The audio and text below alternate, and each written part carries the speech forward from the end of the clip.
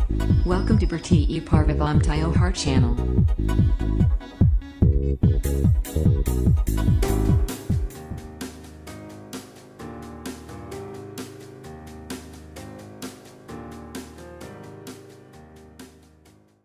नमस्कार मित्रों, आज हम अपने इस चैनल के अंतर्गत आपके लिए श्री एकादशी महात्म्य की कथा लेकर प्रस्तुत हुए हैं। मित्रों, इस श्रेणी में हम 26 एकादशी का व्रत कैसे करें एवं उसके महात्म्य के बारे में आपको जानकारी प्रदान करेंगे। मित्रों, एकादशी के महात्म्य की जो कथा है वह भगवान श्री कृष्ण से जुड़ी हुई। मित्रों, श्री कृष्णचंद्र भगवान अर्जुन से बोले कि एक बार नैमिषारण्य में शौनक आदि 88,000 ऋषि एकत्रित हुए। उन्होंने सूत जी से प्रार्थना की कि हे सूत जी, कृपा कर एकादशियों का महात्म्य सुनाने की कृपा कर। सूत जी बोले, हे महर्षियों, एक वर्ष 12 महीने होते हैं और एक महीने में 2 एकादशी होती हैं। सो एक वर्ष में 24 एकादशी। जिस वर्ष में लौंड अर्थात अधिक का महीना पड़ता है उस वर्ष 2 एकादशी और बढ़ जाती है। इस तरह कुल 26 एकादशी। उनके नाम ये हैं: उत्पन्ना एकादशी, मोक्षदा एकादशी जो मोक्ष को देने वाली है, सफला एकादशी जो सफलता देने वाली, पुत्रदा एकादशी पुत्र को देने वाली है, षठतिला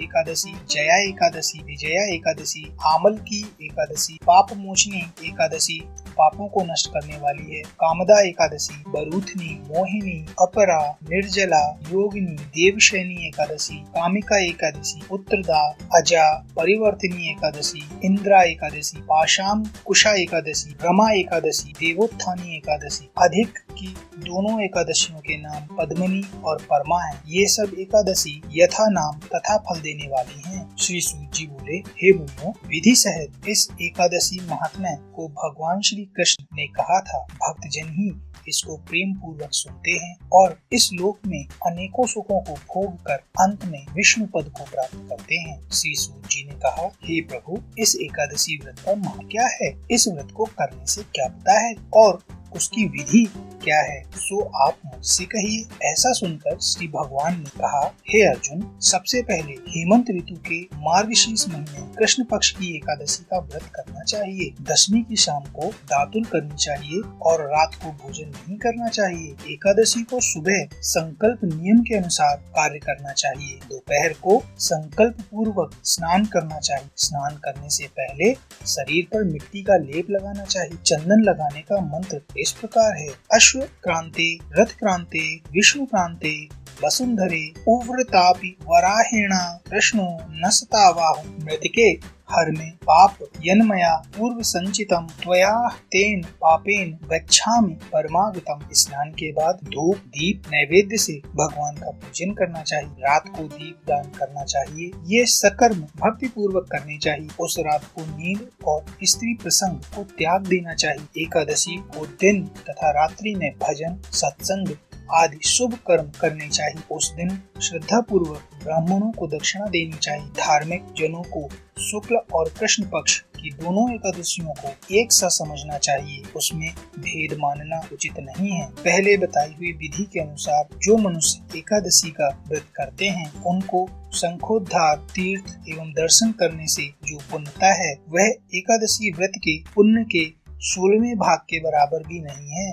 व्यतिपात योग में, संक्रांति में तथा चंद्र सूर्य ग्रहण में दान देने से और कुरुक्षेत्र में स्नान करने से जो पुण्य प्राप्त होता है वही पुण्य मनुष्य को एकादशी का व्रत करने से प्राप्त होता है। जो फल देवपाठी ब्राह्मणों को 1000 गौदान करने से मिलता है उससे 10 गुना अधिक पुण्य एकादशी का व्रत करने से मिलता है। 10 श्रेष्ठ ब्राह्मणों को भोजन कराने से जो पुण्य मिलता है वह एकादशी के पुण्य के 10वें भाग के बराबर होता है। निर्जल व्रत करने का आधा फल एक बार भोजन करने के बराबर होता है। आपको कोई सा एक व्रत जरूर करना चाहिए। एकादशी का व्रत करने पर ही यज्ञ दान तप आदि मिलते हैं, अन्यथा नहीं। अतः एकादशी को अवश्य ही व्रत करना चाहिए। इस व्रत में शंख से जल नहीं पीना चाहिए। मछली सुअर तथा अन्य एकादशी के व्रत में वर्जित है। एकादशी व्रत का फल 1000 यज्ञों से भी अधिक है। ऐसा सुनकर अर्जुन ने कहा, हे भगवान, आपने इस एकादशी के पुण्य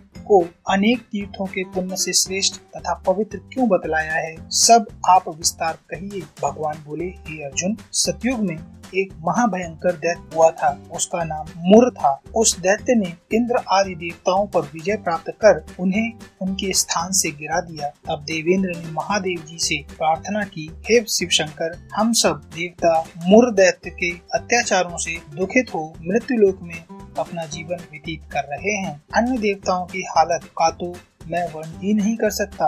आप कृपा कर इस महान दुख से छूटने का उपाय बताइए। शंकर जी बोले, हे देवेंद्र, आप विष्णु भगवान के पास जाइए। इंद्र तथा अन्य देवता महादेव जी के वचनों को सुनकर क्षीर सागर गए, जहाँ पर भगवान विष्णु से सैया पर शयन कर रहे थे। भगवान को शयन करते देखकर देवताओं सहित इंद्र ने स्तुति की, हे देवताओं के देव, आप स्तुति करने योग्य हैं, आपको बारंबार प्रणाम। हे दैत्यों के संहारक, हे मधुसूदन, आप हमारी रक्षा करें। हे जगन्नाथ, समस्त देव दैत्यों से भयभीत होकर हम आपकी शरण में आए हैं। इस समय दैत्यों ने हमें स्वर्ग से निकाल दिया है और हम सब देवता पृथ्वी पर विचरण कर रहे हैं। अब आप ही हमारी रक्षा कीजिए, रक्षा कीजिए। देवताओं के द्वारा करुणा पूर्वक वाणी को सुनकर श्री विष्णु भगवान बोले, हे देवताओं, वह कौन सा दैत्य है जिसने देवताओं को जीत लिया है? भगवान के उन अमृत रूपी वचनों को सुनकर इंद्र बोले, हे भगवान, प्राचीन समय में नाड़ी जंग नाम का दैत्य था। उस दैत्य की ब्रह्म वंश में उत्पत्ति हुई थी। उसी दैत्य के पुत्र का नाम मुर है। उसकी राजधानी का नाम चंद्रावती है। उस चंद्रावती नगरी में वह मुर नामक दैत्य निवास करता है, जिसने अपने बल से समस्त विश्व को जीत लिया है और सब देवताओं को देवलोक से निकालकर इंद्र, अग्नि, यम, वरुण, चंद्रमा, सूर्य आदि लोकपाल बनाए हैं। वह स्वयं सूर्य बनकर पृथ्वी को तपाता है और स्वयं मेघ बनकर जल की वर्षा करता है। अतः आप उस बलशाली भयानक दैत्य को मारकर देवताओं की रक्षा करें। इंद्र के ऐसे वचन सुनकर श्री विष्णु भगवान बोले, हे देवताओं, मैं तुम्हारे शत्रुओं का शीघ्र ही संहार करूंगा। अब आप उस चंद्रावती नगरी को जाइए। इस प्रकार भगवान विष्णु देवताओं के साथ चल दिए। उस समय दैत्यपति मुर अनेकों दैत्यों के साथ युद्ध भूमि में गरज रहा था। युद्ध प्रारंभ होने पर असंख्य दानव अनेकों अस्त्रों शस्त्रों को धारण कर देवताओं से युद्ध करने लगे, परंतु देवता दैत्यों के आगे एक क्षण भी न ठहर सके। तब भगवान विष्णु भी युद्ध भूमि में आ गए। तब दैत्यों ने भगवान विष्णु को युद्ध भूमि में देखा तो उन पर अस्त्रों शस्त्रों का प्रहार करने लगे। भगवान भी चक्र और गदा से उनके अस्त्र शस्त्रों को नष्ट करने लगे। इस युद्ध में अनेकों दानव सदैव के लिए सो गए, परंतु दैत्यों का राजा मुर भगवान के साथ निश्चल भाव से युद्ध करता रहा। भगवान विष्णु मुर को मारने के लिए जिन जिन शस्त्रों का प्रयोग करते, वे सब उसके तेज से नष्ट होकर उस पर पुष्पों के समान गिरने लगे। अनेक अस्त्र शस्त्रों का प्रयोग करने पर भी भगवान उसको न जीत सके। वह आपस में मल्लयुद्ध करने लगे। भगवान विष्णु उस दैत्य से देवताओं के लिए सहस्त्र वर्ष तक युद्ध करते रहे, परंतु उस दैत्य को न जीत सके। अंत में विष्णु शांत होकर विश्राम करने की इच्छा से बद्रिकाश्रम चले गए। उस समय 38 कोस लंबी एक द्वार वाली हेमवती नाम की एक गुफा में शयन करने की इच्छा से भगवान घुसे। हे अर्जुन, अतः मैंने उस गुफा में शयन किया।